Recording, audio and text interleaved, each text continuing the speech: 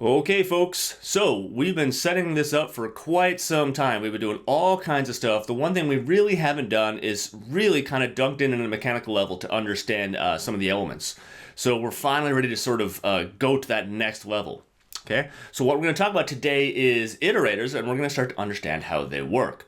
So without further ado, let's go ahead and get started. So I'm here in iterators.xlsx, and I'm in the Aggregate A tab. We're in the Aggregate tab, Aggregate A, because the first iterators we're going to focus on is the common aggregation iterator. So right here, I've got my 5 common iterators listed: SUMX, MAXX, MINX, AVERAGEX, and filter. And of these, the first 4 are aggregation iterators, which is to say, they perform aggregations.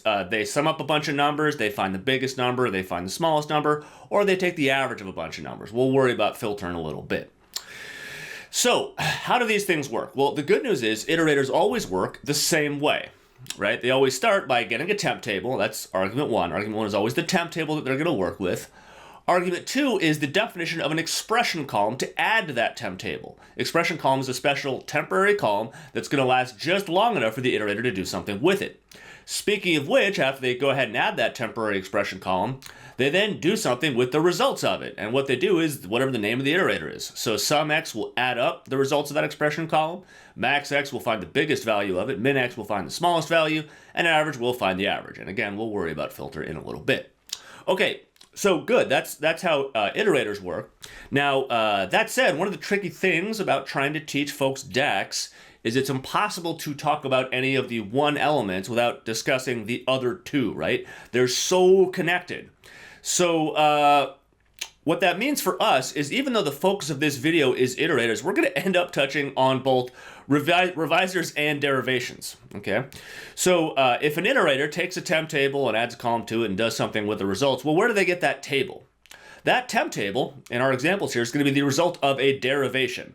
So here in problem run, we can see right there where it says mini, that's an example of a derivation. It's going to get a temp table based on the data model, okay? Now, if we look up here, because this video isn't about derivations, what I've actually done is I've actually preset a bunch of derivations up here. So here you can see that code right there. This derivation would produce this temp table right there. This derivation right there would produce this temp table right there.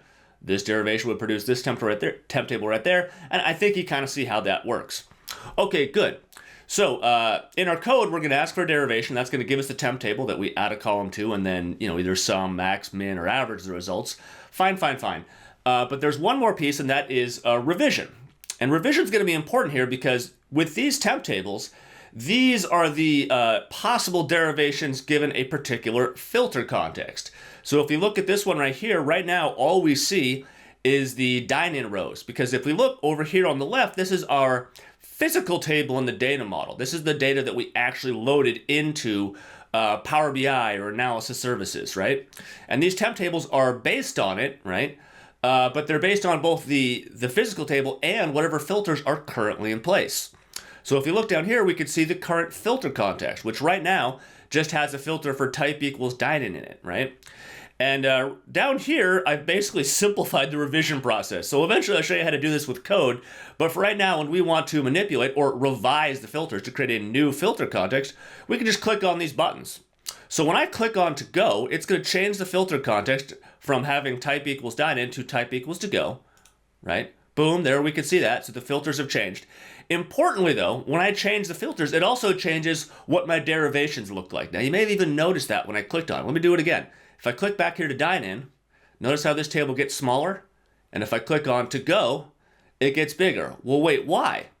Well, that's because right now with a filter of type equals to go, if I use this derivation right here, which is asking DAX, go get me all the visible rows in the mini table, well, right now it's all the to-go rows that are visible. So if I click back here on dine-in, that same derivation would just give me all the dine-in rows. If I click down here on dinner, right, I change the filters to have a filter for shift equals dinner, and now if I were to ask for this derivation, I just get the dinner rows, right? And if I come down here to this very last one where we have a filter for both dinner and to go, well, then I just get the dinner and to go rows, right? So we could see it's not enough to just know what the derivation is. We have to know what the derivation is and what the current filters are, because the derivation's results are based very heavily on the current filters, okay? Now we've got several derivations over here, right? The one we're going to use most on this page is this one here, where you ask for a table and you get all the visible rows of that table. But we could also use this derivation down here. These are two examples of the same derivation. If we use the values function and point it at a column, right, we get all the visible values in that particular column. So right now, here in the dish column, if we're only looking at to-go orders, we've got both pastas and burgers, and because we've got all these duplicate values here, values just keeps the non-duplicate values, right? So we just get pasta and burger.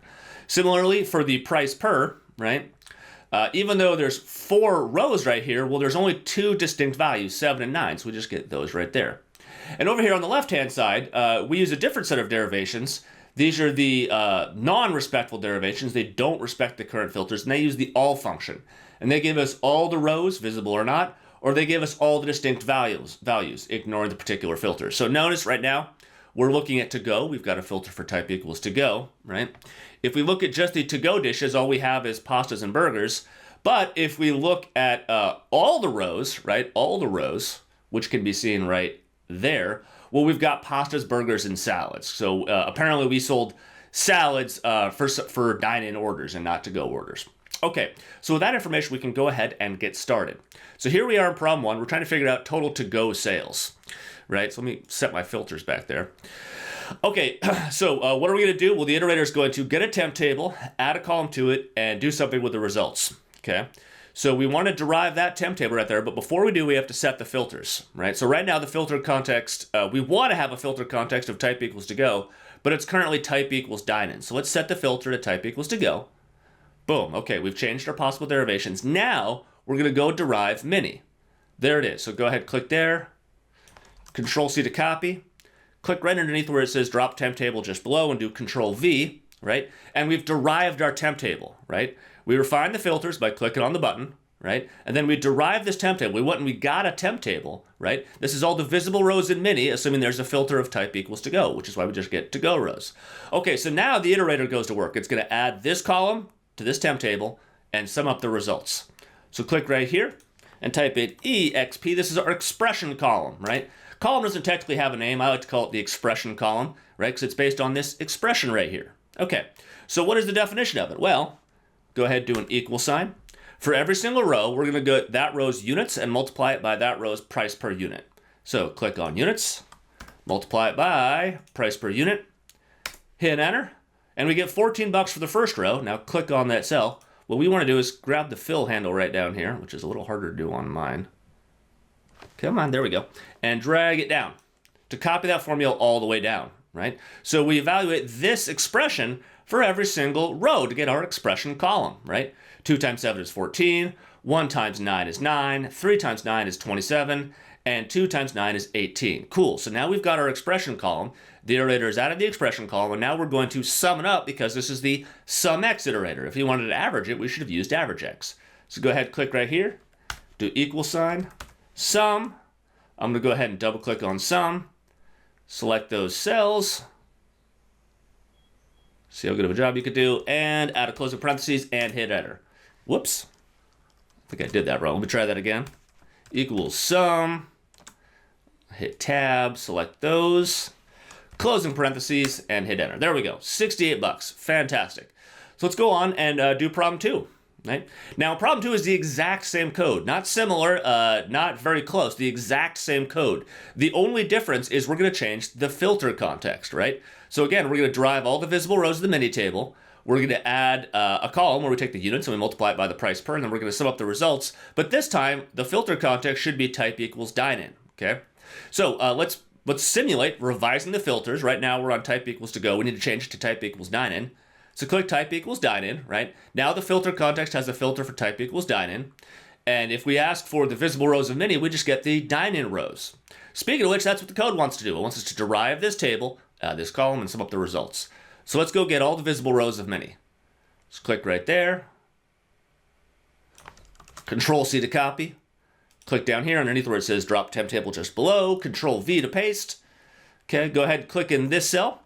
Okay, so we've derived our temp table. Now we need to add this column to it and sum up the results. This is the derivation part. This is the iterator part. Add column, sum up the results. Okay, let's go ahead and type in EXP. Go ahead, hit enter, right? That's the name of our temporary column. It's only going to be around just long enough to sum up these results. Okay, so what is the formula? Well, just like above, for every single row, we get the units, and we multiply it by the price per unit. So do an equal sign, click on units, multiply it by price per unit, go ahead, hit enter, click on this cell. Hopefully your trackball is better than mine is. I'm having a lot of difficulty grabbing that. There we go.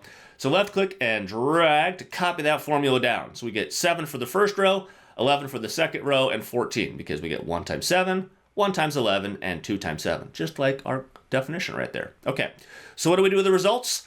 We're going to sum them up because this is the SUMX function. So click right there, equal sign, sum, open parentheses, select those cells, closing parentheses, and hit enter. And we get 32 bucks. So even though we run the exact same formula, up here we get 68 because this is to-go sales, and down here we get 32 because this is dine-in sales. Because we changed the filter context, when we derived the temp table, we got 2 different temp tables. This one's the to-go rows, this one's the dine-in rows. We add the same column to get sales for each row, and we sum up the results both times to get 68 and 32. Okay, let's go to problem 3. And yet again, it's the exact same code. I really want to emphasize how important this filter context is. We're going to run the exact same code and get a different answer because this time we're getting total dinner sales. So the filter context will be shift equals dinner. Okay, so let's go ahead.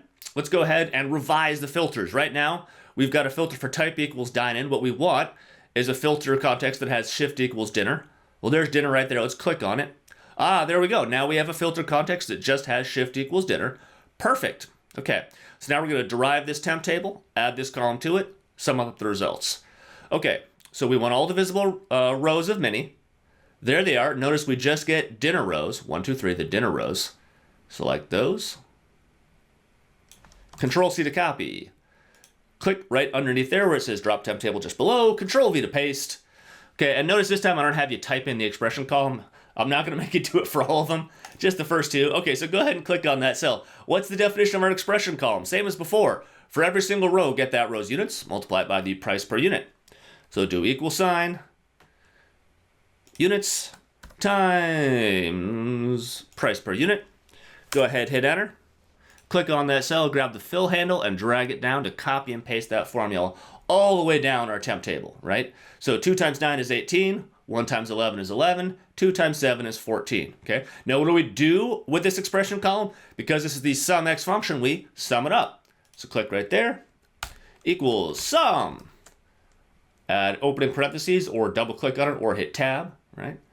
Click and drag to select those cells, add closing parentheses, and hit enter to get 43 bucks. We run the same code, not once, not twice, but thrice, and every single time we get different numbers because we're doing it under a different filter context, right? We're getting different results. In the first we got to-go sales, then we got dine-in sales, and then we get dinner sales down here. Okay, one more example of the exact same code under a different set of filters. This time, we're going to go get all the visible rows of many. For every single row, we're going to take the units, multiply it by the price per, and sum up the results. But the filter context this time is shift equals dinner and type equals to go. So let's start by kind of fake revising the filters, changing the filters to what we need them to be. So it's not those 2, it's this last one right here, for dinner and to go. And now we've got 2 filters, one for shift equals dinner and one for type equals to go, right? There we go. So we've got the right filter context, which means only one row is visible. So let's go ahead and derive it. We're going to derive all the visible rows of many, add this column, sum up the results. So click there and Control-C to copy, click underneath where it says drop temp table just below, Control-V to paste, okay? Click here to add our expression column. What's the definition for it? Well, you probably know this one by heart. For every single row, take the units and multiply it by the price per. Equals units times price per. And go ahead, hit enter. We get 18 bucks. We don't have to use the fill handle because there's only one row. Okay, so click right here. If you want to, you could just type in 18. I'm going to be good because what DAX is going to do is it's still going to sum up that row. So I'm going to do equals sum. I'm going to go ahead and double click on the function. You can also hit tab or you can even just type it out all the way, either way. And we're just going to click on that one cell right there, add closing parentheses, and hit enter to get 18 bucks, right? That is total to-go dinner sales. Okay. So on problem 5, we finally have some different code, right? We're going to use the same derivation, all the visible rows of many, But this time, rather than getting these sales for every single row, we just want to figure out how many units we sold. What's the total number of units, specifically the total to-go units. Okay, so let's start by getting our filters correct. We're going to revise our filters. We want a filter context with type equals to go. And we've got to go, but we've also got this extra filter for dinner, so that's not what we want. So go ahead and click on to go, right? And we'll get the right filter context that just has a filter of type equals to go. Now we're going to get all the visible rows of mini, add this column to it, and sum up the results. Okay, so there's all the visible rows of mini. Notice it's different depending on what filters are in place. Right now we just get the to-go rows, Control C to copy, click down there, Control V to paste, and now click right in this cell to add our expression column. Now this expression column is really simple. All it is the units, not multiplied by anything. So go ahead, do equals, click right there, hit enter, click on the cell, grab the fill handle, and drag it down. This is how you calculate total units. Even though we have a column for total units, we add this expression column, and that is how we add it up. Okay, well, speaking of adding it up, we've created our expression column. Now we need to sum it up. So click here where it says our answer, do equal sign, sum. You can either double click on sum, hit tab, or just add your own parentheses. I'm going to add my own this time. And we're going to sum up those values right there, add closing parentheses, and hit enter, and we get 8, right? We sold 8 units for to-go. Not all together, right? If we look at both dine-in and to-go, we sold more, but if we're just looking at to-go, we sold 8. Okay, fantastic. So now we want to figure out total to-go cost, right? So previously, we created an expression column where we took the units and multiplied it by the price per unit. This time we're going to multiply it by the cost per unit to figure out what our total costs were for to-go, to see if it's worth staying open to do those to-go sales. Okay, so we got to revise our filter. We want a filter context of type equals to go. Well, we happen to already have that, right? So if you somehow got somewhere else, be sure you click on type equals to go, that second filter context right there. So now we've got a filter, type equals to go. We can go ahead and get all the visible rows of mini, add this column to it, and sum up the results. So here's all the visible rows of mini. Notice we just get the to-go rows. That one, that one, that one, and that one. So go ahead, select those, Control C to copy, click right down there, Control V to paste. Okay, so we've derived our temp table. And now the iterator is going to add a column to it and sum up the results. So click here, do equals. And this time we're going to take the units and we're going to multiply it, not by the price per unit, but by the cost per unit to figure out our total cost. Go ahead, hit enter. We figure out for our first transaction, it cost us 10 bucks. Click on that cell and drag that formula down. So our second transaction cost us 6 bucks. Our third transaction cost us 18 bucks. And our last transaction cost us 16 bucks. Okay, we want to know what the sum of all this is because we're using the SUMX function. So click right there. Do equals, sum, open parentheses, click and drag, closing parentheses, and hit enter. And we get 50 bucks. 50 bucks is our total to-go cost, right? Not our total cost, just the to-go cost. All right, last example here on Aggregate. We're going to get the total number of to-go transactions, right? Not the total sale amount, not the cost, not the total units sold, but just the number of transactions. How many transactions did we have? And this one's going to be remarkably easy, okay? So we're going to start by making sure we have our filters correct. Mine are already correct. If you happen to be somewhere else, right, be sure and click on type, this second one here, to go. So we've got a filter context with type equals to go, right? And these are the possible derivations given that filter context, right?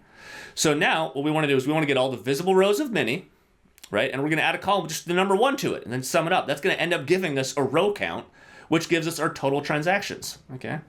So let's click up here, select that, Control C to copy, click right down here, Control V to paste.